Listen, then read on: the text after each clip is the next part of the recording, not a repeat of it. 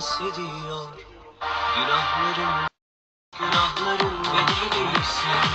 Senin için harcanan zamanı yazık. Senin güzel duyguların katilisin. Sen de benim